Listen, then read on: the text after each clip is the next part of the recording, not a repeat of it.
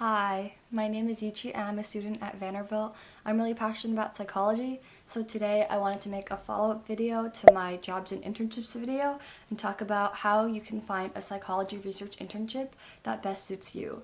So I'll be covering some of the more obscure ways to look and find something that really suits you besides just the go ask your professors type of answer. Let's get started. So the first step of this process is to kind of gauge what research opportunities and facilities are around you so that you know what opportunities are even out there. I would recommend looking at hospitals, universities, university affiliated buildings, as well as consumer studies that large companies might be involved in. Psychology research is a really large spectrum. It can range from clinical trials for drugs all the way to consumer studies for companies. That's known as UX research or user experience research. Remember that in your search for research facilities, you want to search as broadly as possible. Universities and professors are the most obvious way to go, and I agree that that's a great place to start, but also because that's the most obvious place to start, it's often really competitive and opportunities fill up quickly. Other places that you can look are think tanks will often conduct like studies about like the general population and their well-being.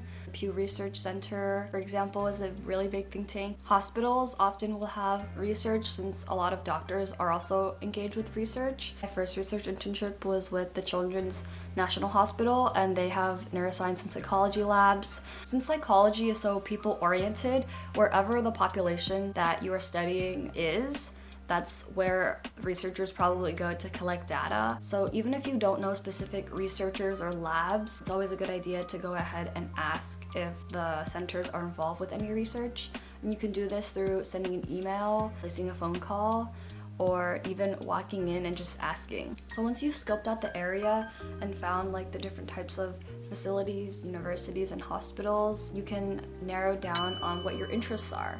So nobody really knows where to start with research since you don't really know if it's really your niche or your field before you try it. But a good way to start is to think about what fields in psychology are you interested in. Some fields could be like mood, addiction, stress, development, and these different fields will also guide you in where you should look for internships. If you're interested in studying addiction, you can always check if there are like some addiction treatment centers around you and see if there's any researchers from universities or other organizations that conduct research there. After you think about the field of research that you like, the next question to consider is, do you want to work with qualitative or quantitative data? Qualitative data is more like descriptions, words, surveys, video data.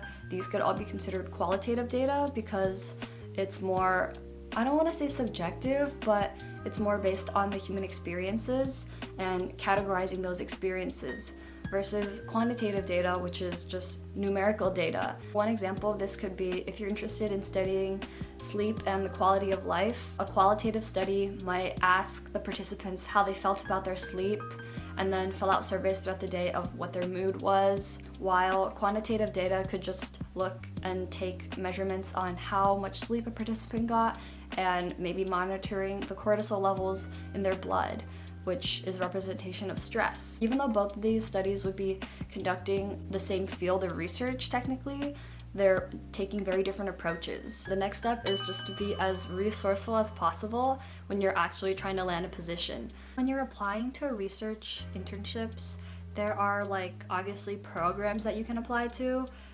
such as like with the National Institute of Health. And there are also a lot of programs like summer programs at colleges that you can specifically apply for. These are often a little bit harder to get when you don't have any experience. Cold emailing is a very common tactic that people use when they're trying to get an internship, and that means they just send like a basically template email to all the professors that have labs. But a lot of times the response rate for cold emailing is like extremely low. Like I have friends who have sent out like 50 to 100 emails to only get like a few emails back that were like rejections. And that's especially common if they don't know who you are. Talking to people and being able to get a referral is probably the most powerful way to get an internship. Some really good ways to meet professors and other people who are involved in research is to attend conferences and talks. Grad students and professors will be giving lectures about their newest research all the time as a way to practice. Like finding any job, being able to present yourself well and know about the subject at hand is really important. You can introduce yourself and tell them that you're really interested in the research that they do.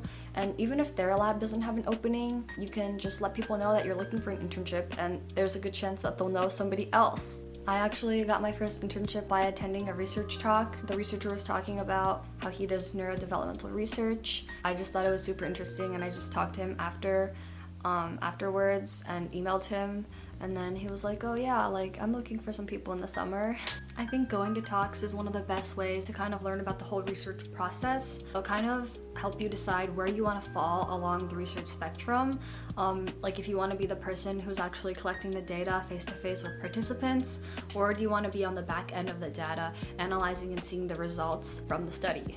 There's pros and cons to being on a different side of the process, since if you're working with participants, you'll have to like block out specific times that participants can come see you, and it'll be more like a scheduled type of involvement, versus if you're processing data, usually you'll have like check-ins with your mentor and such, but I think you have a lot more freedom to structure your time. Something that I found really helpful in my process of finding internships in general is just to send follow-up emails, since research professors tend to be really busy and get a lot of emails. Don't be afraid to send a follow-up email or even 2 follow-up emails, placing your priorities at the top of their inbox. So I hope that my overview of the research internship process was helpful, and that you guys are able to find psychology internships that really interest you. Let me know if you have any questions, and I'll see you guys.